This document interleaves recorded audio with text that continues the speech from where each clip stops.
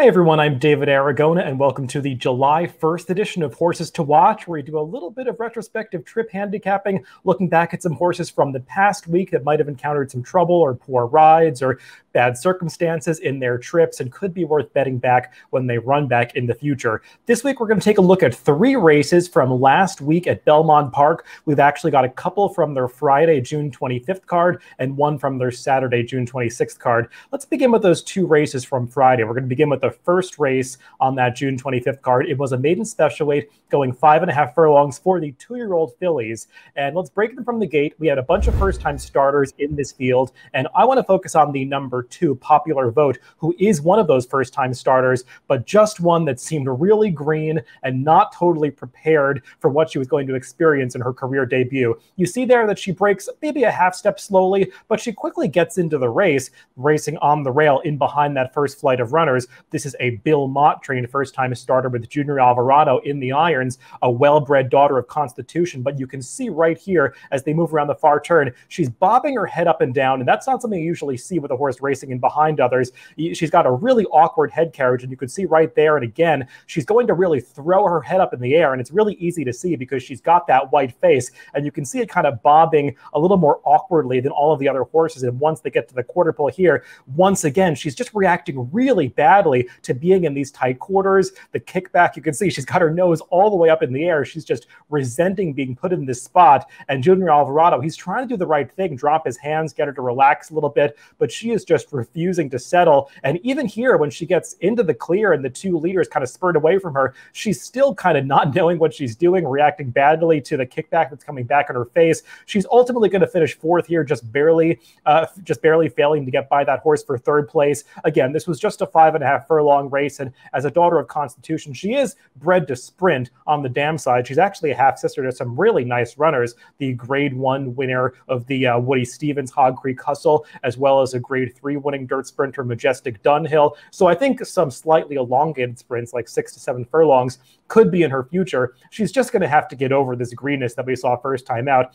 I imagine Bill Mott, her trainer, is going to do a lot of schooling with her in behind horses, coming out of the gate and kind of slotting in behind another horse, something that she just didn't want to do in this debut race. So she's one that I might think would be more professional if we see her next time out at Saratoga, but she is going to have to get over this issue and run a little bit faster if she's going to be successful in her subsequent starts.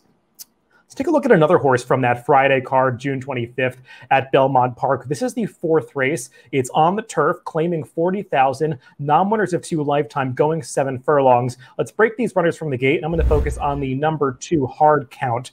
This is a Rob Falcone trainee. Jose Ortiz is the rider on this one. And what you're going to notice as this race develops down the backstretch is that there's just not a whole lot of pace going on up front. Didn't seem like there was a whole lot of speed on paper, and the one horse that probably could have kind of seized the bull by the horns and gone to the front, the favorite here, the number 10, Time to Testify, his rider elects to rate him outside of runners. So the field just gets really bunched as they move down the backstretch. And you're going to see the problems that start for Hard Count right about here as the number 1 Knockout Punch. His rider, Eric Cancel, decides that despite the fact that the pace is slow, he's going to kind of rip his horse off the pace and slot him in behind the leaders. And you can see the chain reaction that causes as the number 2 Hard Count, who's following him on the rail, kind of has to steady a little bit, gets shuffled back further back in the pack than he really wanted to be. And as the field comes to the top of the stretch, they're going pretty slowly for a 7 furlong distance, 23-2, 46-2. Those are pedestrian fractions. And the 3 horses that are going to arrive at the quarter pole in the first 3 positions, the number 8, 9, and 10, are going to be the first 3 horses across the wire. And you see Hard Count now. He's still back in that 2nd to 3rd flight of runners on the rail. And Jose Ortiz, he's trying to search for some running room. He dives to the inside of that number 1 horse who backed up in his face, but there's no room there, so he has to back out of that position, try to go around, and in the final furlong here, you see he just basically drops his hand, stands up in the stirrups. He knows this horse is not going to be part of the superfecta for wagering purposes, so he doesn't really abuse him to get across the wire and attain a higher position.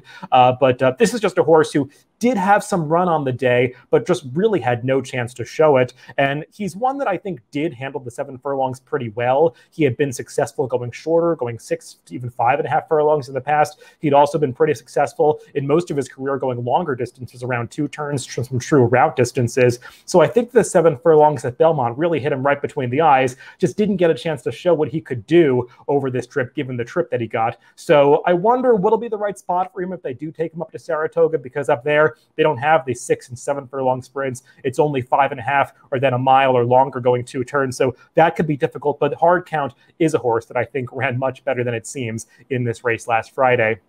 Let's close things out with one more race. This one is from the Saturday, June 26th card at Belmont. It is the 6th race, claiming 30,000, non-winners of 2 lifetime, going 6.5 furlongs on the dirt. Let's break these runners from the gate. And as with all the horses I'm highlighting today, this is again number 2, East Wing. And you're going to see that this filly actually gets out of the gate pretty well. She's in those yellow silks with the yellow cap and the shadow roll, and her rider, Eric Cancel, is going to allow her to get to the front end in the first 16th to 8th of a mile here. But the problems occur about 1.5 furlongs away from the gate, where she's secured the front end here. They're not moving that fast up front, but for some reason that I really can't fathom, Cancel decides to kind of take this filly in hand, and there are about 3 horses ranging up outside him to contest the pace, but he had attained the lead, and for whatever reason, he's going to kind of gradually take her back off the pace here. And right there, you see, she actually gets in really tight quarters as those 3 horses have ranged up outside of her and past her, and she had to steady back off them. Now she's been shuffled back to 4th or 5th, and it is going to be in a really difficult spot because the entire field now is coming together as those leaders who took over can now kind of back up in his face, and he's really sticking to the rail here, trying to find a seam, but there's obviously nowhere to go, and she's kind of throwing her head about, does not want to be inside, clearly, and he's going to stick to the rail here when they get into the stretch and try to get her to be motivated to come up the inside, but she just has no interest in going through that hole down on the inside, and she's going to end up never passing that horse, the number 9, who's backing up in her face, and she's going to finish about 6th or 7th here. Now, East Wing is a horse that if you had watched her prior dirt races at Tampa Bay Downs over the winter, you would know that this is a horse that does not like to be put in tight quarters. It's not really noted in some of her trouble lines, but if you watch the replays of her dirt races 2 and 3 back prior to this, she had gotten in tight quarters coming out of the gate 3 back and 2 back coming out of in a 7 furlong race. She got into kind of tight quarters between horses about 1 furlong out of the gate, and she just took herself out of that position. She really resents being put in a tight situation, a little bit claustrophobic between horses. So it was just the wrong move for Eric Cancel to intentionally put this horse in that position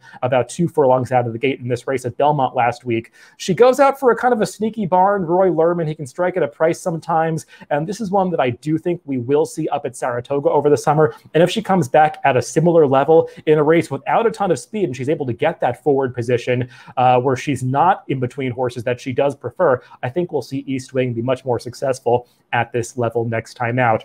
So those are all the horses to watch for this week. Remember, if you want to follow these horses moving forward, you can add them to your horse watch on DRF.com and get watch mail when they run back. You can just put these horses on a list and get email notifications when they have workouts or when they're entered back or have results in the future. That's how I like to follow the horses that I highlight on this show. So thanks for listening this week, and make sure to tune into future episodes of Horses to Watch on upcoming Wednesdays.